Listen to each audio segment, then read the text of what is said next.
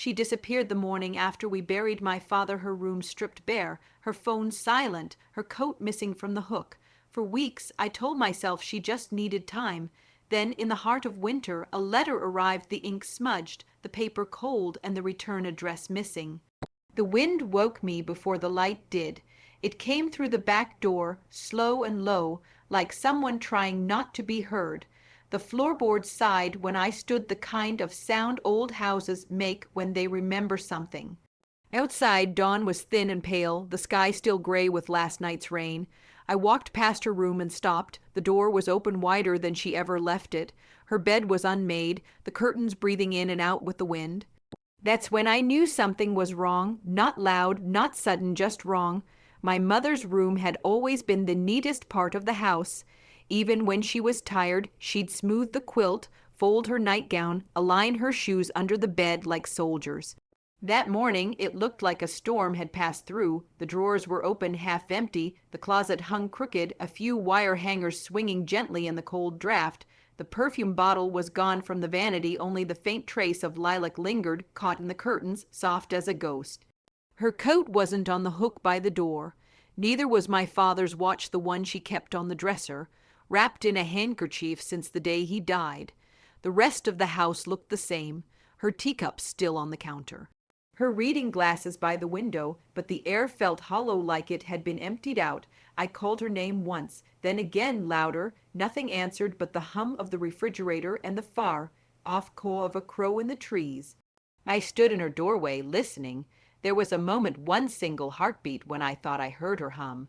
Just the tune she used to whistle while folding laundry, but it was only the wind, pressing through the chimney, trying to sound like her.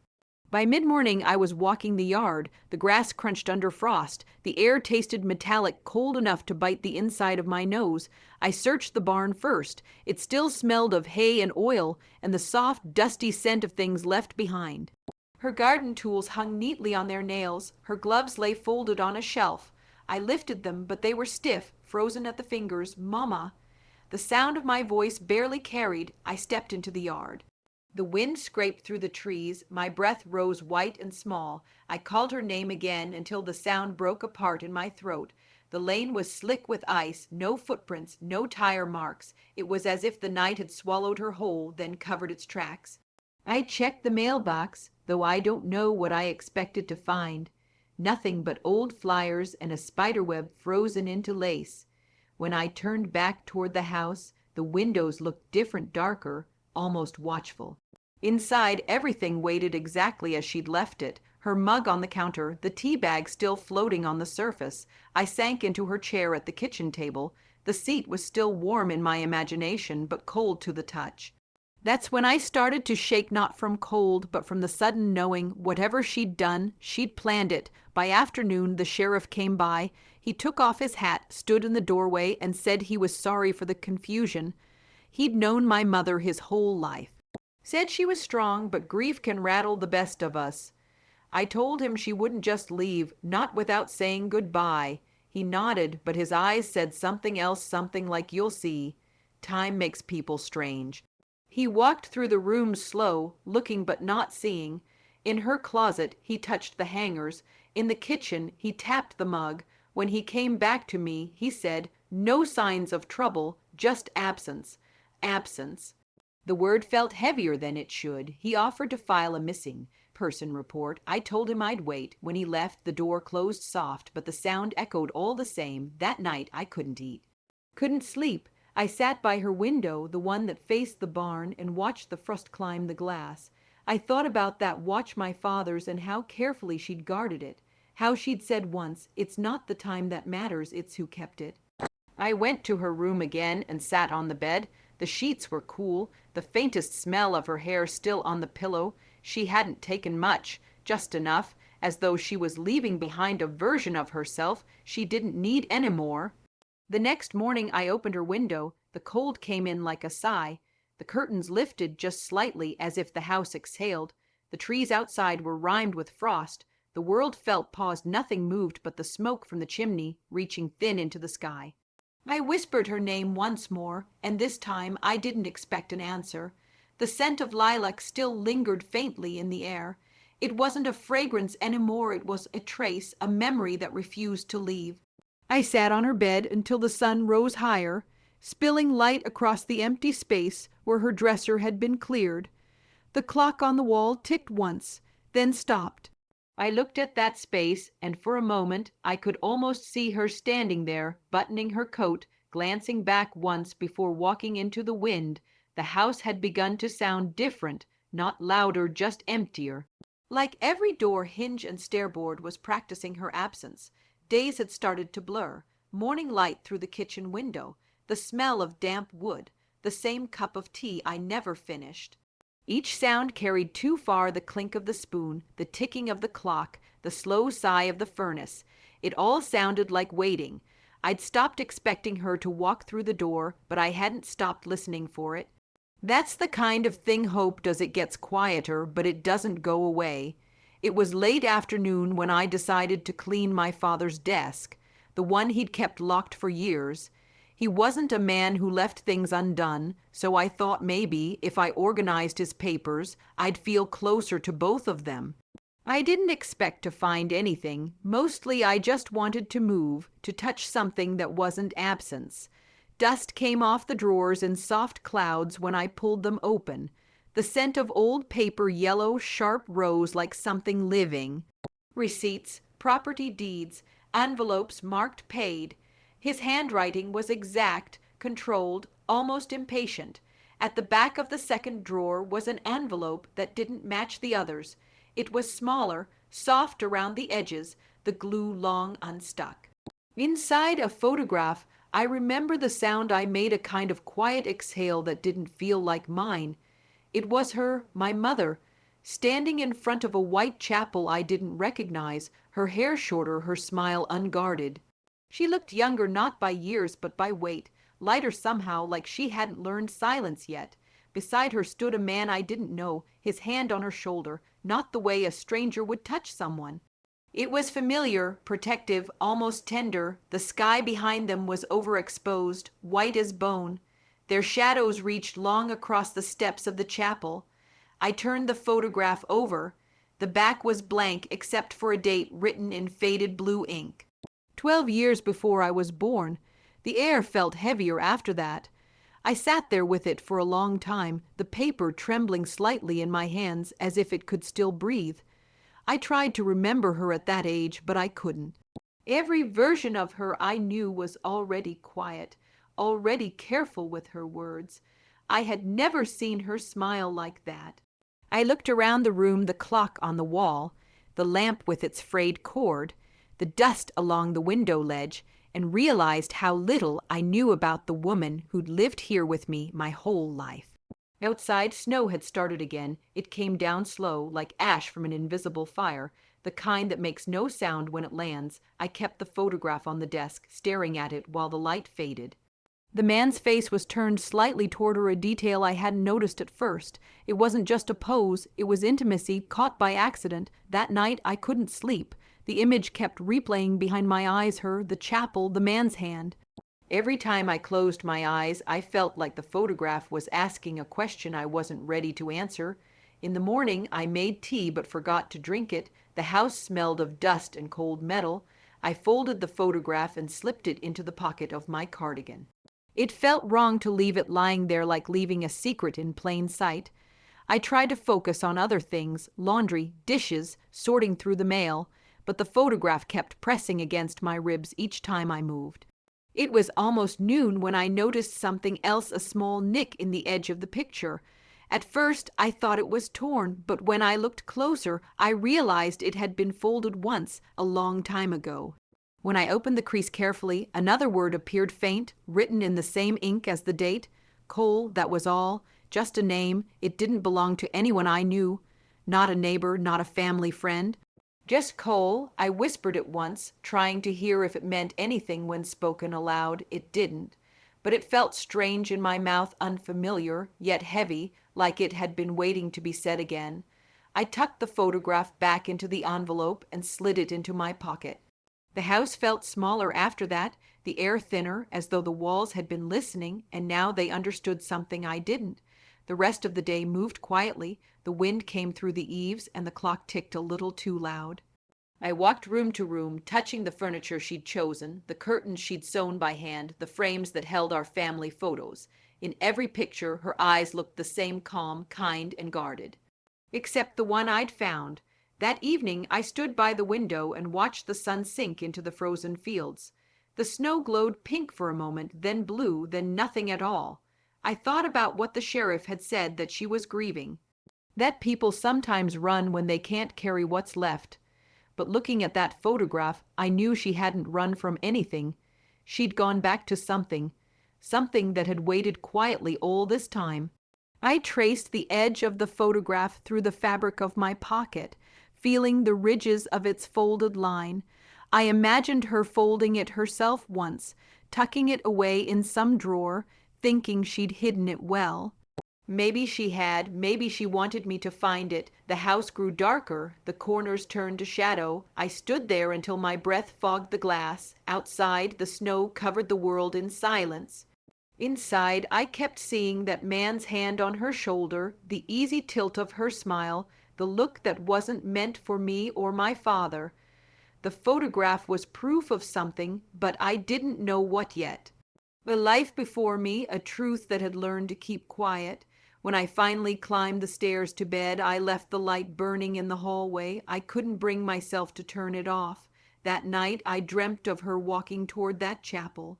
Not as my mother, but as someone freer, someone I'd never met. The snow was falling in the dream, but she didn't seem cold. She looked at peace. When I woke, the light was still on, the photograph pressed against my heart. And for the first time since she'd disappeared, I realized I wasn't afraid she was gone. I was afraid of what she'd gone back to.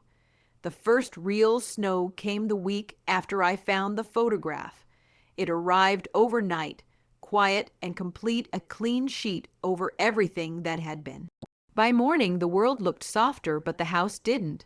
I woke to the sound of the mailbox lid clanging in the wind. When I stepped outside, the cold burned through my sleeves before I could even see my breath. The fields were white and still. The trees leaned heavy under ice. It was the kind of winter that swallowed sound. From the porch, I saw a figure walking slowly up the lane, small steps, a brown coat. A knitted hat pulled down low. I didn't need to see her face to know who it was. Mrs. Reeve, our neighbor from 2 houses down. She'd brought casseroles to every funeral for the last 30 years, and this one was no different. She carried a dish under one arm, wrapped in a towel printed with small blue flowers. Behind her, her boots left shallow prints in the snow, a trail of evidence that someone, at least, had managed to keep moving forward. When she reached the porch, I held the door open for her. Her cheeks were flushed from the cold. She smiled, polite but careful, the kind of smile that only exists between people who share both memory and pity. I thanked her for coming. She didn't answer right away, just glanced over my shoulder into the house, as if looking for someone. She set the dish on the counter, then ran her gloved hand across the edge of the table. The air between us felt too still. That's when she said it, not directly, not as a question, just a quiet offering into the room that she'd seen my mother, not the night she left, but the morning after my father's funeral. Walking down the road that led into town, a small tin box tucked under her arm, she said it so gently that I almost didn't hear her, and then she added, almost to herself, that my mother had looked relieved. The word hung in the air, relieved, as if disappearance was a kind of mercy. I stood there, my hands still damp from the dish towel, unable to find anything to say. She must have noticed, because she changed the subject, started talking about the snow, the roads, the way winter seemed to come earlier every year. Her voice filled the kitchen for a few minutes, warm but meaningless. I nodded at the right times, but all I could hear was that word, relieved. After she left, I didn't touch the food. I just stood by the window, watching her footprints disappear under the falling snow. One by one, they filled in until the lane looked untouched again. I thought about the tin box. We hadn't kept many, just one that used to sit on the shelf above the washing machine. My father's, old and dented, where he used to keep receipts, keys, and sometimes loose change.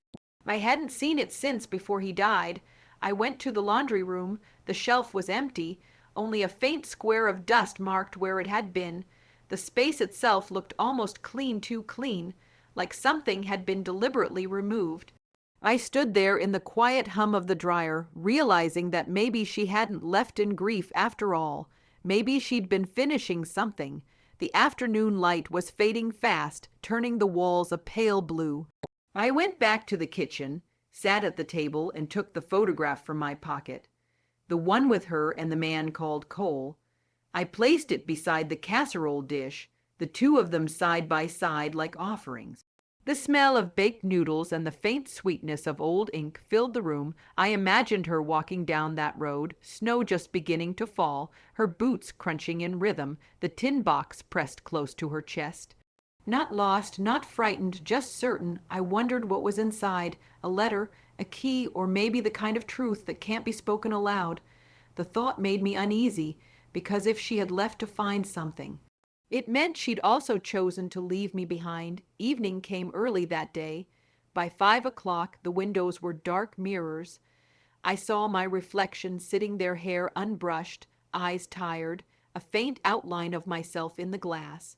For a second, I could almost imagine she was standing behind me, the shape of her just past my shoulder, the smell of lilac faint in the air.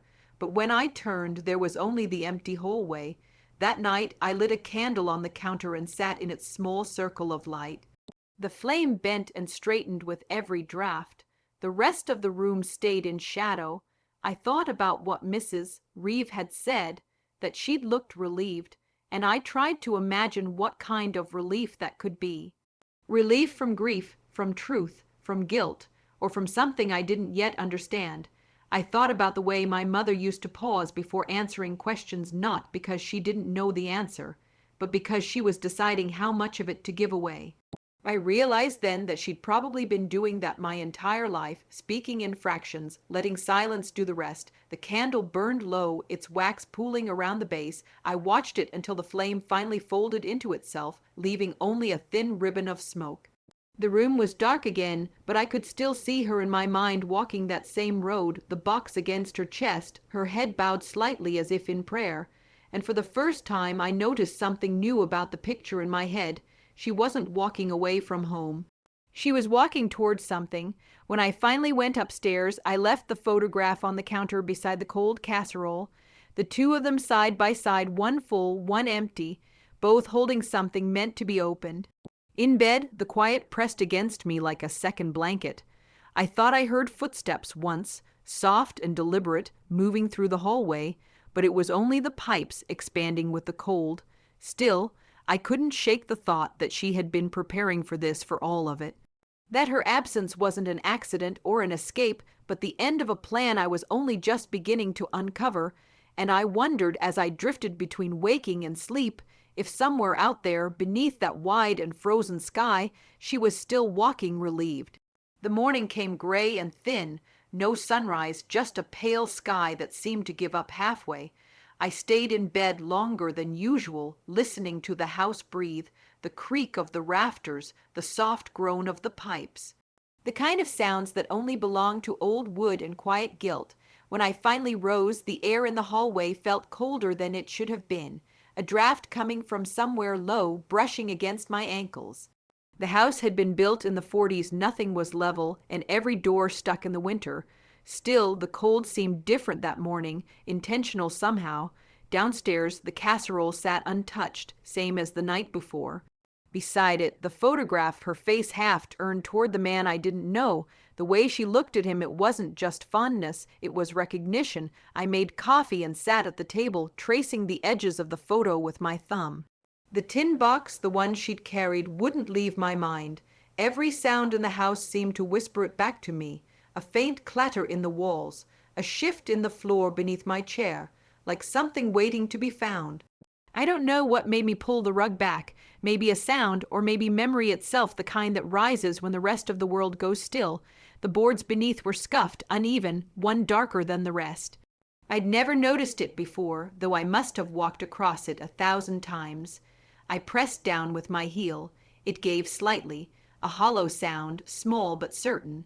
For a moment I just stood there, my breath shallow, the house listening.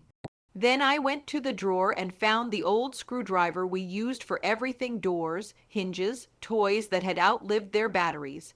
The wood was stiff, stubborn, but it lifted, and underneath a thin pocket of darkness.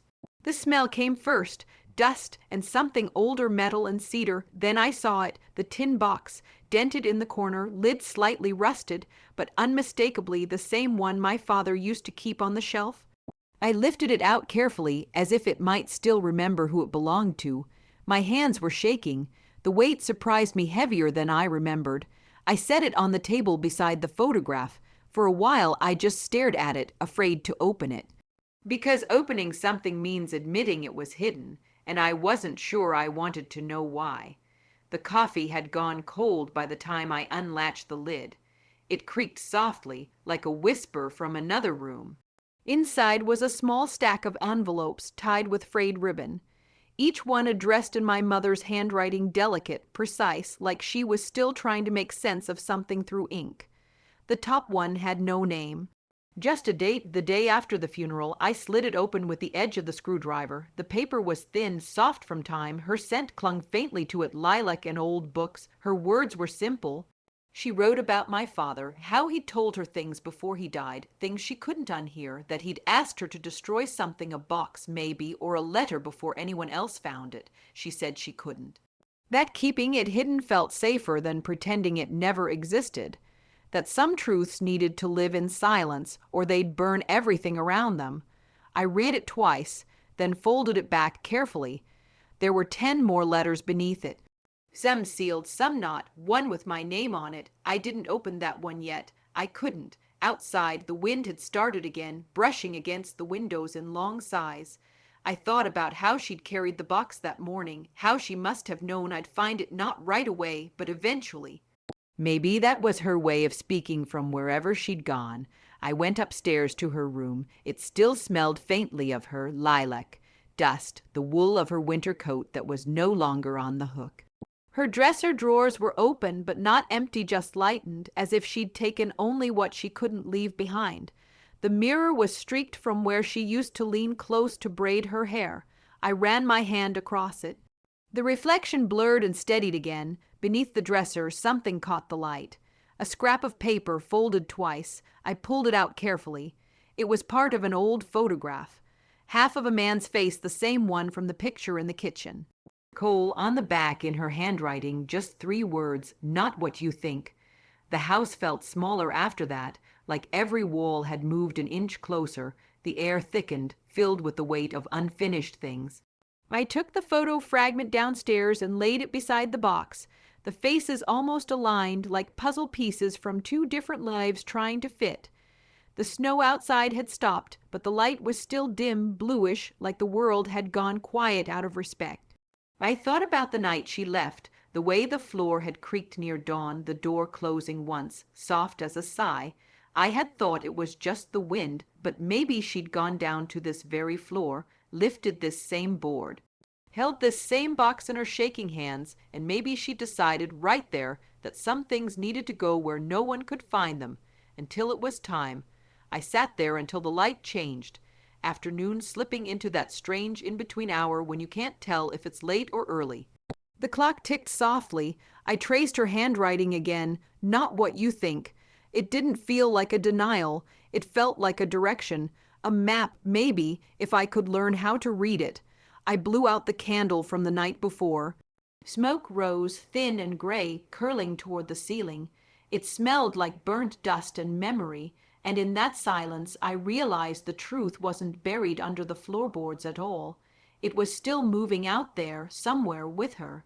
When I finally stood, my knees ached. I placed the box back beneath the board, but I didn't nail it shut. I left it open, just enough for air to pass through. Some things, I think, aren't meant to stay hidden forever. They just need the right light to be seen in. Before bed, I looked once more through the window. Snow had begun again, light, drifting, almost gentle, and for a second in the reflection I thought I saw her. Standing at the edge of the yard, hands clasped, watching the house. When I blinked, she was gone. Only snow, only stillness, but I whispered anyway, not what you think, and it felt somehow like she heard me. The snow had stopped by morning, but the silence stayed. It felt heavier than before, like the house was holding its breath. When I stepped outside, the air burned my lungs sharp and clean, the kind that makes everything sound distant. The world looked washed, white fields, bare trees, only the faint tracks of a fox cutting through the lower pasture. I had barely slept. All night my mind kept circling that name, Cole, the man in the photograph. The man my mother had written about in pieces she never meant for anyone to read. I made a pot of coffee and didn't drink it. The tin box sat on the counter, open now. The letters, stacked neatly, looked smaller in daylight, like they'd shrunk overnight under the weight of their own silence. In one of the unsealed envelopes, there was an address written in pencil, faded but legible. It wasn't far, just past Miller's Creek, where the old sawmill used to stand. The handwriting looked rushed, like she hadn't wanted to think twice. I folded the note and slipped it into my coat pocket. The decision came quiet, like most real decisions do. No big revelation, just a feeling that staying still had become impossible. The truck groaned when I started it. It had been sitting too long, gathering dust and frost. I scraped the windshield with the side of my glove, the ice cracking like thin glass. The sky was the color of pewter. No birds, no sound but the engine trying its best. The road out of town wound past the cemetery. I slowed as I passed, eyes searching for the new mound of dirt beneath the oak. My father's name half buried in snow. I wondered if she'd come here that night before she left, if she'd stood there, coat pulled tight, whispering something I'd never hear. Past the mill, the trees closed in, tall pines leaning toward one another, their branches heavy with old snow. The kind of stretch of road where the radio fades and the world feels far away. The address led to a house I didn't recognize, small but not abandoned, smoke from the chimney thin and uncertain. A wind chime hanging by the porch bones and copper pieces that clinked softly, like they didn't want to be noticed. I sat in the truck longer than I needed to, watching the curtains move slightly. Someone was home. It was the first time I realized how afraid I was not of danger, but of understanding. Because once you understand something, you can't unlearn it, and I think my mother had known that too. When I finally stepped out, the snow crunched under my boots. The sound felt too loud for the stillness around me. The smell of wood smoke clung to the air, mixed with something sweet like burnt sugar. It reminded me of the winter fairs she used to take me to when I was little. Before everything got smaller, there was a mailbox by the gate, no name, just the number 9 hand, painted and chipped at the edges. I brushed snow from the top. Beneath it, carved faintly into the wood, was a word. Cole, not printed, carved. I stood there a long time, my breath fogging in front of me. There was no sound from the house, but I could feel movement slow, deliberate, like someone waiting behind a curtain. I didn't knock. I couldn't. Somehow, I knew this wasn't the kind of story that needed doors opened too soon. Instead, I left the letter on the porch, one of hers, the one without a name. I weighed it down with a small stone from the path. The wind picked up again. The chime clinked once, then went still. The air felt different, not colder, just more awake. Back in the truck, I sat for a while, watching the front door through the frost. Minutes passed, maybe more. Then the curtain in the front window moved again. A shadow, a man's outline. He didn't come out, didn't lift the letter, but somehow I knew he'd seen it, knew he knew who it was from. When I drove away, the road behind me filled with drifting snow, erasing the tracks almost as fast as they appeared. By the time I reached the mill again, it was as if no one had been there at all. The sky darkened early that day. The kind of darkness that doesn't fall, it settles, heavy and close. The trees blurred together, the fields stretched wide and empty. Back home, the house looked smaller than it had that morning. The porch light flickered twice before holding steady. Inside, everything waited in the same silence I'd left it in. The box still sat on the counter, the ribbon beside it, curled at the edges. I opened the next letter. This one was shorter, only a few lines. She wrote, "If he comes to the door, don't be afraid. He already knows the truth. I just couldn't be the one to tell you. No signature, no date." I folded it back, slower this time. The house around me seemed to shift just slightly, like it had been listening too closely. That night I didn't turn on any lights. I sat by the window watching snow drift across the fields, thinking of the man in the photograph and the word carved into the mailbox. Somewhere out there, he was holding her letter. Maybe reading it under the same gray sky, maybe burning it, maybe keeping it close like a heartbeat he couldn't let go of. I wondered what connected them, if he was part of what she'd been protecting or what she'd been running from. The longer I sat there, the clearer it became that her disappearance wasn't an escape. It was a return. The wind shifted again, brushing against the house with soft, rhythmic pulses, almost like knocking. I waited, but no one came. The candle on the table flickered once, then steadied, casting her shadow across the wall, the same shape, the same stillness. And I realized then that whatever truth she'd left buried between these letters, it wasn't done with me yet. Because the moment I stopped searching for her, the story had started searching for me. The sky turned early that day, one of those winter evenings that forgets about light altogether, where dusk feels like it never left. By 5, the windows were already mirrors. The fields outside had gone soft with fog. Even the wind had quieted, moving only when it had something to say. I spent the day pretending to clean, wiping surfaces that didn't need it, folding the same blanket twice, the kind of work you do when your hands need to move but your heart's too heavy to follow. The box stayed on the table. The ribbon lay beside it, flattened where I'd pressed it down too many times. I didn't open another letter. I didn't need to. They were starting to feel less like words and more like a hum beneath the floorboards, steady, low, waiting. Around dusk, I heard tires on gravel, slow, deliberate. The kind of sound you can mistake for imagination until it stops right outside your door. I didn't move at first. The silence after an engine cuts off always feels like a held breath, then the crunch of footsteps. Measured, not hurried, the porch boards creaked once, then again, and then nothing, no knock, no voice, just the faint brush of wind against the door, as if the air itself was deciding whether to come in. I waited, eyes fixed on the doorknob. The light flickered from the lamp in the corner, casting shadows that swayed across the walls like branches underwater. I thought about the man in the photograph. The name carved into the mailbox, the letter I'd left on that porch. It had been 2 days since then, long enough for someone to decide what to do with the truth, long enough to make a choice. The boards creaked again. Closer this time, I stood but didn't go to the door. Instead, I listened. Sometimes the body knows what the heart isn't ready for, and mine it stayed still. A shadow passed the window, tall, broad. Only a moment, but enough to turn the air electric. Then a sound, soft, barely a touch, a letter sliding under the door. I didn't open it right away. I waited until the footsteps faded, until the sound of the truck starting bled into the fog. When I finally picked it up, the paper was cold, edges damp from the air outside. No envelope, just a folded sheet. My name written in a hand I didn't know. The ink bled in places, as if written fast, as if the words themselves had been shaking. It said she came here once, years ago, left before sunrise, said it wasn't her secret to keep. If you're reading this, I think she wanted you to know what I couldn't tell her. There was no signature, just a single initial C. I stood there in the doorway, reading it again while the last light died behind the trees. The house felt different, not emptier, but awake, like it had finally heard something it had been waiting years to remember. I folded the note and set it beside the box. My hands wouldn't stop shaking, not from fear, something else. Recognition, maybe, because I realized then that the story didn't begin with her leaving. It began long before that.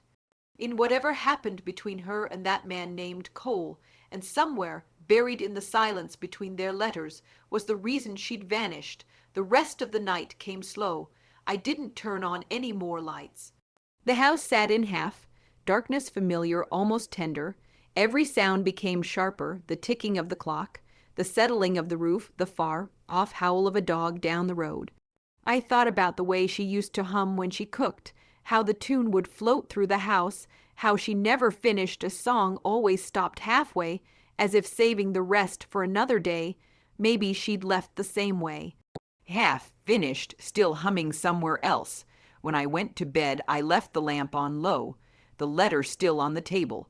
The shadows stretched long and thin across the floor, reaching toward the place where the board had been lifted.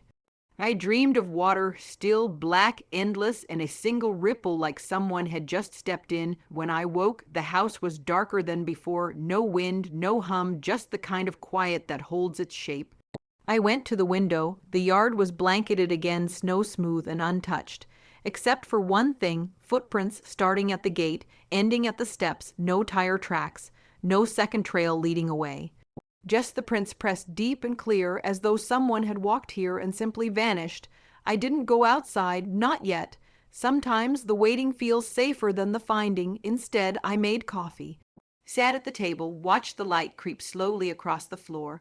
The box, the letters, the folded note, they looked almost ordinary now, like any collection of old things belonging to someone who never planned to return. But the air carried something else, not her perfume this time, something colder, like winter metal and wood smoke. I closed my eyes and breathed it in. It didn't feel like an ending. It felt like a beginning that had been waiting for me to arrive. I thought of what the note had said. It wasn't her secret to keep.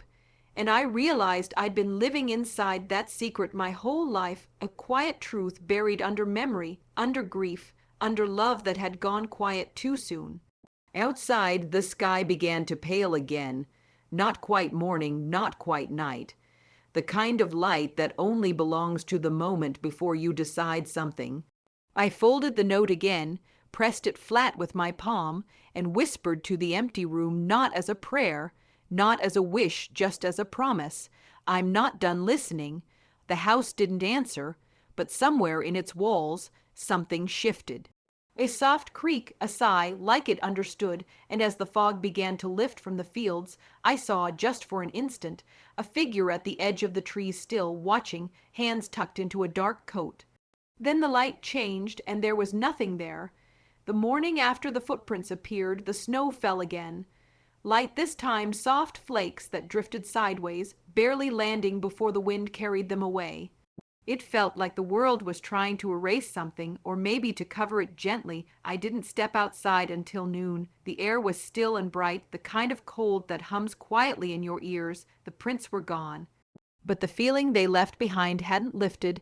Every part of the yard seemed sharper, like the edges had been drawn overnight. The trees looked taller, the sky felt lower, even the barn sagging and patient seemed to lean closer. I didn't know where to start looking. I just followed where the wind pointed. It carried faint traces of smoke, then something else, a sweetness I couldn't name, something warm, out of place in all that cold. It led me past the barn, down toward the edge of the property where the old stone well still stood. We'd sealed it years ago, after the drought made it run dry. My father had covered it with a board and a few bricks, saying no good came from a hole that deep with nothing left to give. Even from a distance I saw it, a candle sitting right on top of the well, half burned, its wax pooled in the snow, frozen mid-drip. The wick still smoked, thin and gray. Whoever lit it hadn't been gone long. I stopped a few feet away. The air smelled faintly of lilac, that same scent that had clung to her clothes, her pillow, the space she left behind. The cold stung my throat when I breathed in. I wanted to call out her name, or his, I'm not sure which. But the sound stayed in my chest. The quiet here was too careful to break. I crouched beside the candle. The wax had melted unevenly. One side caved in, as if the wind had leaned too close while it burned. There was something tucked beneath it, a folded piece of paper, weighted by the candle's base. I slid it free, no envelope, no name, just one line, written in my mother's hand. You'll find what he left for you in the dark that remembers us. I read it 3 times, each word heavier than the last. The wind stirred again, lifting a few flakes from the ground, carrying them over the well's mouth. The sound that came from below was soft, not echo, not wind, something older. A sigh almost human. I knelt, brushed away the frost, covered boards, and peered into the dark. Only blackness met me, cold rising from below like breath. I remembered how she used to stand there when I was small, watching her reflection in the water before the drought came. She'd toss in small things, buttons, stones, dandelion seeds, whispering wishes she never said aloud. Maybe that's what this was, another kind of wish, one meant to be found, not granted. I wanted to lift the boards to see if anything was still there. But something in me said to wait. Patience had always been her language. Instead, I sat by the well, watched the candle's last curl of smoke fade into the pale air, It left a faint trail that bent toward the woods, a line so fragile it almost disappeared before I noticed it. I followed it. The trees were close together there, their trunks like pillars, their branches stitched with frost. My boots crunched over the frozen ground. Every sound echoed just enough to make me turn around once or twice, though I knew I was alone. A few yards in, I saw a second candle still burning, the flame small but steady, protected from the wind by a ring of stones. Beside it, something metal caught the light, a small tin locket. When I picked it up, it was colder than the air around it. I rubbed the frost away and saw what was inside. Two faces, my father, my mother, younger, smiling in a way I had never seen them smile in real life, and between them, barely visible, a third figure in the background. Half turned, the same man from the photograph. Coal, the flame flickered, and for a moment their faces seemed to shift. Hers looking toward him, his looking away. I closed the locket and slipped it into my pocket. The metal burned against my palm as if it still held the warmth of whoever had placed it there. On the way back, I looked toward the well again. The candle was gone. Only a dark ring in the snow remained. I thought about her note, the dark that remembers us. The words turned over in my mind, slow as the wind in the branches. Maybe she hadn't meant the well itself. Maybe she meant the house or the past. The places that hold memory long after the living leave. That night, I brought the locket inside and set it beside the letters. The box looked smaller now, like it had given up some of its weight. I lit a candle of my own and watched the flame lean toward the window. Outside, the fog had returned, thick, low, soft enough to hide everything but the nearest tree. The house creaked once, a sound from the hallway, gentle, deliberate, like a footstep too light to be real. I didn't turn, I just listened. Some part of me, the part that still believed she could walk through that door, didn't want to break the spell. The flame danced, and for a moment it caught the edge of the mirror across the room. There a reflection, a shape behind mine, faint still, familiar. When I turned, there was nothing. Only the open hallway and the smell of lilac again, faint as breath. The candle flickered once more, then steadied. I sat down beside the box and touched the letters one by one as if I could hear her voice in the paper. Maybe I could. Maybe that's what memory really is, a language we keep learning long after the speaker's gone. I stayed there until the wax burned low, until the light dimmed and the shadows grew soft again. Before I blew it out, I whispered to the room I found it. The flame trembled once, then went still. In for just a heartbeat, the house seemed to breathe back. It was just before dawn when I went back to the well. The fog hadn't lifted yet, and the frost had settled like dust over everything, the grass, the boards, even the handle of the old gate. Each step felt quieter than it should have been, like the ground itself was listening. I carried a lantern this time, not because I expected to find anything, but because I couldn't stand not knowing what waited down there. The boards over the mouth were thin, warped from years of rain and cold. When I touched one, it groaned softly, as if it remembered hands that had done this before mine. The air that rose from the cracks was heavy.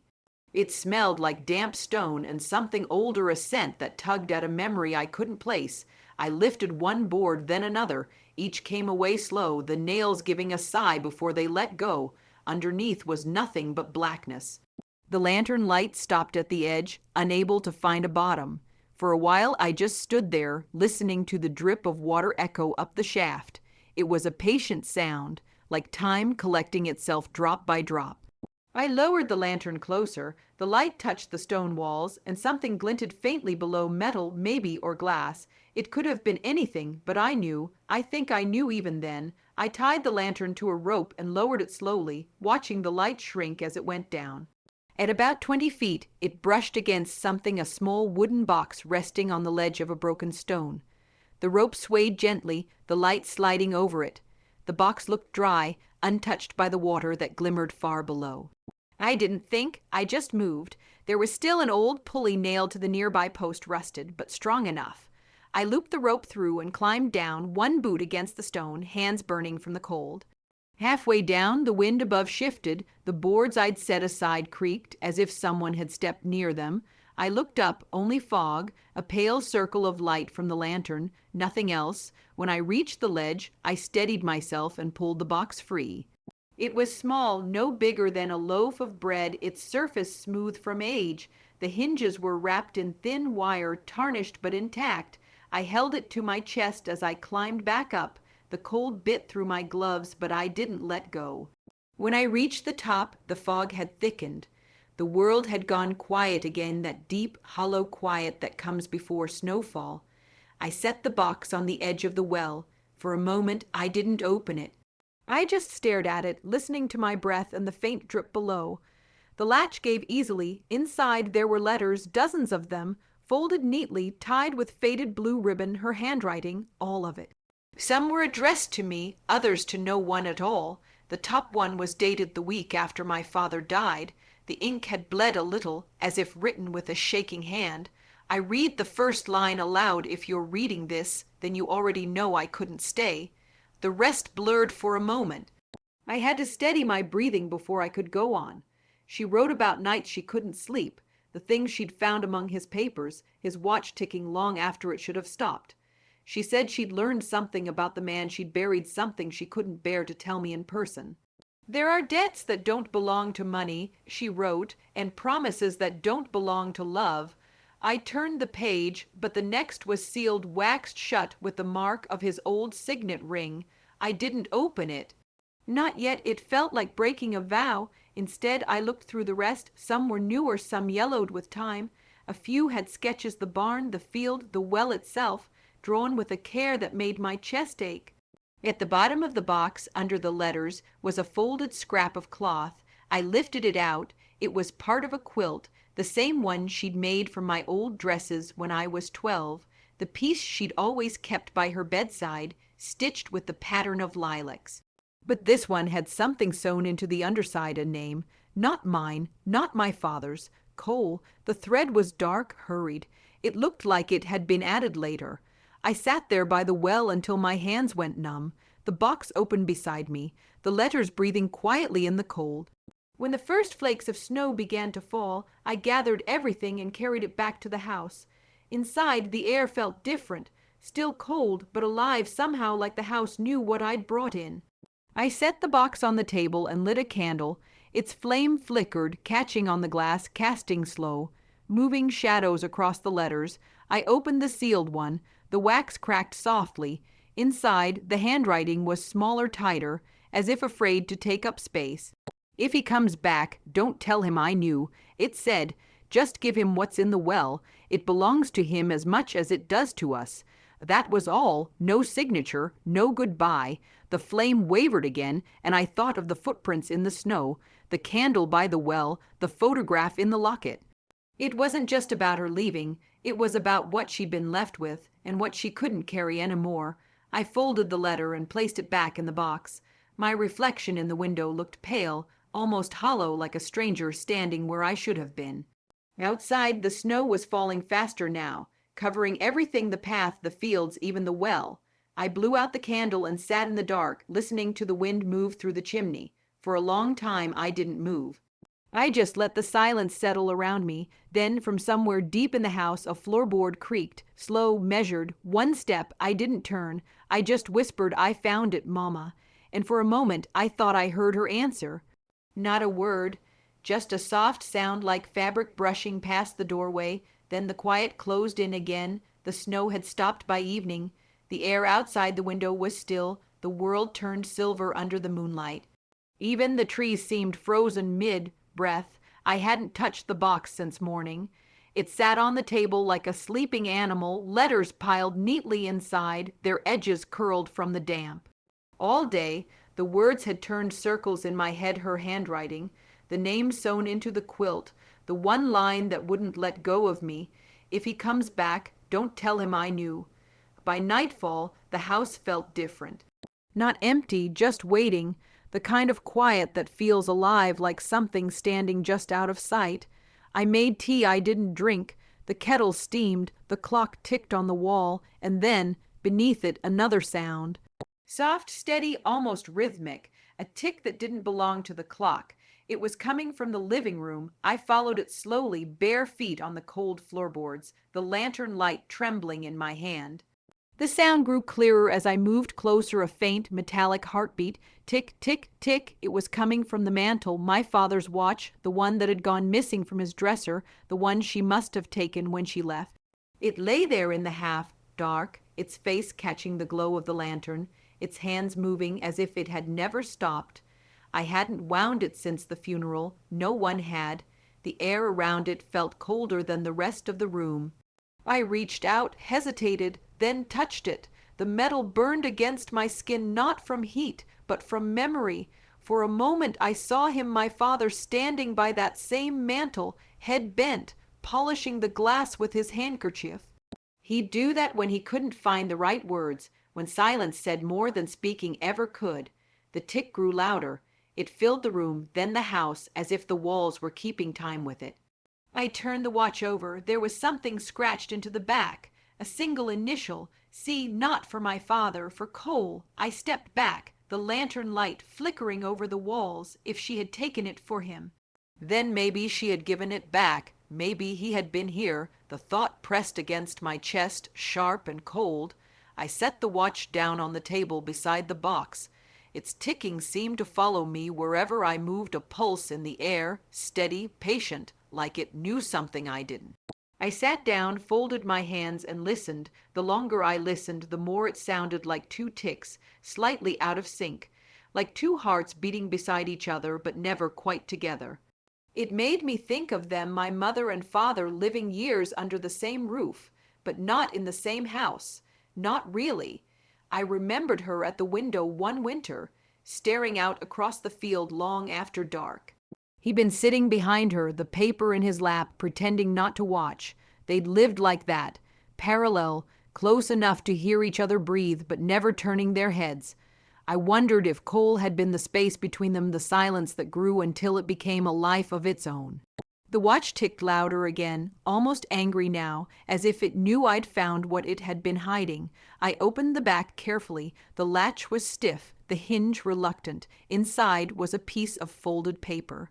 Tiny, pressed flat against the gears. It smelled faintly of lilac. I slid it out. For the one who listens, it said, no name, no signature. I turned it over. There was a faint imprint, a pressed flower.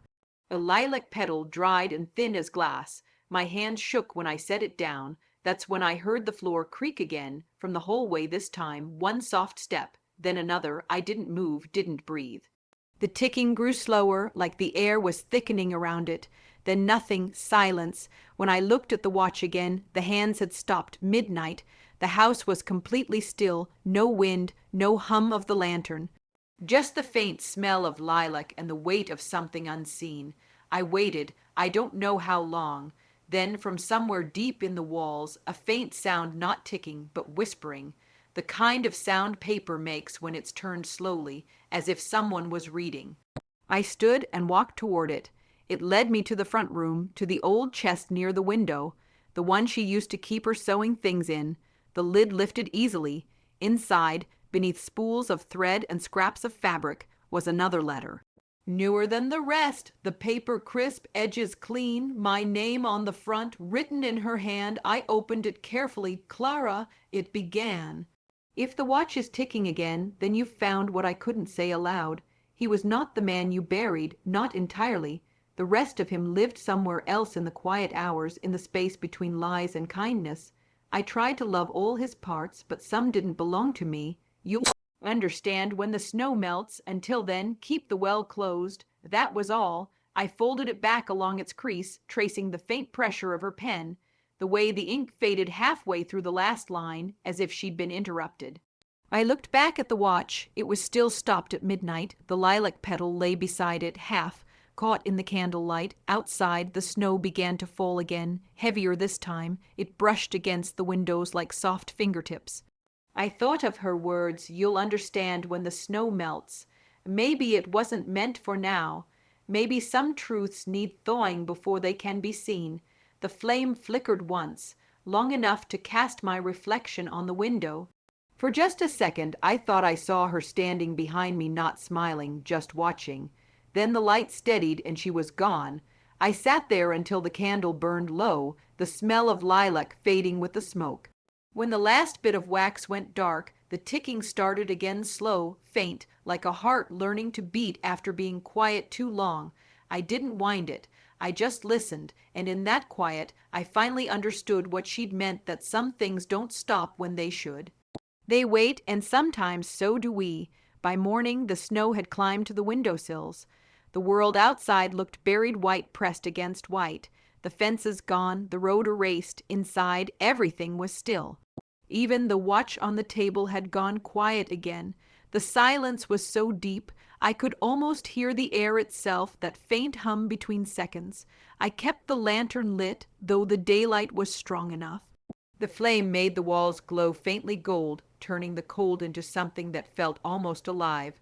I didn't move for a long time. I just sat there, listening to the snow settle against the glass. It made small sounds, soft taps, slow slides, as if it were trying to say something. Maybe that's what grief is, a language made of things that can't quite speak. When I finally stood, I noticed the footprints again, not fresh, but visible where the drift had thinned near the porch. 2 sets, one smaller, one I didn't recognize. They stopped halfway to the barn. I dressed in Layer's coat, scarf, boots still wet from yesterday, and stepped outside. The air hit me like a held breath released too soon. Cold that tasted metallic, sharp enough to make my eyes sting. The snow gave under my feet, a slow crunch that echoed across the yard. The prints led me to the side of the barn, where the wind had carved shapes into the drift's ridges like waves frozen mid-motion. I followed the smaller prints first. They circled the barn, then disappeared near the door. When I pushed it open, the hinges moaned, and the smell of hay and cold iron rose up from the dark. Dust floated in the air like small ghosts. Everything was where I'd left it: the old tools, the empty feed bins, the shelf of jars filled with nails and screws. But there was something new. Near the back wall, where the boards were worn thin by rain, someone had cleared a space in the hay. A single word was carved into the wood beneath it: listen. The letters were deep, cut clean, not recent, but not old either. I ran my gloved hand over them. The wood was cold and damp. When I pressed my ear against the wall, I heard it a faint knocking. Slow, steady, like a heartbeat trapped behind the boards. I thought it was the wind at first, but then it stopped, paused, and tapped twice more, as if answering me. The sound seemed to come from below. I moved aside the loose boards and knelt. The ground beneath was frozen solid, but a thin line of frost traced a circle in the dirt. Something buried. I fetched a spade from the corner. Each strike made the metal ring in the cold air. The sound was too loud, too alive against all that stillness. When the blade hit wood, the vibration went straight through me. A small wooden box, not as old as the one from the well. Its surface was unmarked, except for a single wax seal the same shape as the ring that had closed her letter. I sat back on my heels, breathing hard. The snow outside pressed against the walls. It sounded heavier now, like rain turned slow and deliberate. I broke the seal. Inside were scraps of paper, torn edges, some written on, some blank. The handwriting wasn't hers this time. It was his, my father's. Each piece began the same way, for her. But none of them ended. Sentences stopped mid. Thought, lines broken, ink smeared by a hand that never finished what it meant to say. On one piece he'd written, "The watch was not mine to give." Another, she said, "The well-remembered what we forgot." And then, "If she leaves, I'll follow." The words blurred as I read them, not from tears, from something else. From the air itself, turning to mist between me and the paper, I stood, box in hand, and stepped back outside. The snow had stopped falling, but the wind had changed direction. It came from the woods now, carrying the faintest sound like someone humming far away. I followed it to the edge of the yard. The trees waited, black and white, their branches trembling under the weight of the snow. The sound was clearer there, not humming, whispering, like words carried on a thread of air. I couldn't understand them, but they moved through me, low, rhythmic, almost kind. I looked down and saw another set of footprints, bare feet this time, toes pressed deep into the snow, leading toward the field. I followed. Halfway across, I stopped. The world was completely silent again. Even the whispering had faded, and then, just at the edge of hearing, a voice, soft, familiar, "Clara." my name spoken like a question. Or a memory, the air shifted and I saw movement near the far fence, a figure standing in the pale light, still thin, almost see-through. She didn't wave, didn't call again, just stood there watching. Her coat was the same one missing from the hook, the lilac scarf wrapped around her neck. The snow didn't touch her. I took a step forward, the figure moved back, then another step, and she was gone. Only the wind remained and the faint smell of lilac caught between breaths. When I turned back toward the house, the sky was beginning to pale. The first trace of morning stretched thin over the horizon, and the snow began to melt where the light touched it. Drops formed on the fence posts, slow and clear, like the field itself was exhaling, and in the soft hush between melting and silence I heard it again, the knocking, fainter this time, coming from deep inside the earth. Not the barn, not the well, something lower, older, the sound of the past asking to be heard before it disappeared. I went back inside, set the box of papers beside the others, and stood by the window. The snow was turning to water, the air to breathe again, and as it melted, the field began to reveal what had been hidden all winter, a path, curving away from the barn, leading straight toward the old oak by the creek. The one with the initials carved into its trunk, J+M, still visible, still waiting. I watched until the last of the snow slipped from the branches, and for the first time in weeks, the world sounded alive again. But under it all, I could still hear that faint ticking. Somewhere, something had started moving again. The house was still, the kind of stillness that follows a long storm. The air felt softer that morning, like the world had decided to breathe again. Light came in slow through the kitchen window, pale gold, touching the corners of the table, the edge of the teacup, the frame of a photograph no one had dusted in months. For the first time since she'd gone, I didn't wake to silence pressing against my chest. Only the quiet hum of the world turning, the floor creaking, a robin calling from the fence post. Winter was loosening its hold, and for a moment I thought maybe she'd come back. I moved through the rooms like someone returning to a place half remembered. The air still carried her faint traces of lilac and wood smoke. The scent of wool hung too long by the stove. Her slippers sat by the hearth just as she left them, but the room no longer felt hollow. It felt, waiting on the dresser under a folded handkerchief. I found it, a single envelope, my name written in her hand, slow, deliberate, as if each letter cost her something. The paper was soft around the edges, creased, the ink slightly blurred. It smelled faintly of cedar. I didn't open it right away. My hands wouldn't let me. I stood there watching the light slide across the floorboards, hearing the faint tick of the old clock, the one she wound every Sunday. There was peace in that small sound. It steadied me enough to break the seal. The first line was short. She thanked me for staying, for carrying the house when she no longer could. Each word looked like it had been written on a different day, the ink changing tones, the letters trembling slightly toward the end. She'd been writing this long before she left. She wrote about the nights after Father passed, how the walls felt too close, how the wind outside began to sound like someone calling her name. She said she started hearing it weeks before he died. Not with fear, but with recognition. She believed the wind carried him, said he came to tell her the work was done. I stopped reading then, not because I couldn't, but because I could. For the first time I understood. The watch she took, it wasn't about value or memory. It was a promise she meant to keep, something unfinished between them. I could almost see her that night, standing by the door before dawn, the frost catching on her coat, her hand brushing the watch in her pocket. She must have known I'd sleep through it, that I'd find the empty room. Maybe she wanted me to. Maybe that was her way of saying good. By, without breaking the quiet they built together. When I began reading again, the words had softened. She wrote of me as a child, how I'd sit by the barn door, waiting for the sun to warm the boards, how she used to hum so I'd know she was near. She said she hoped I'd remember the sound, even when she stopped making it.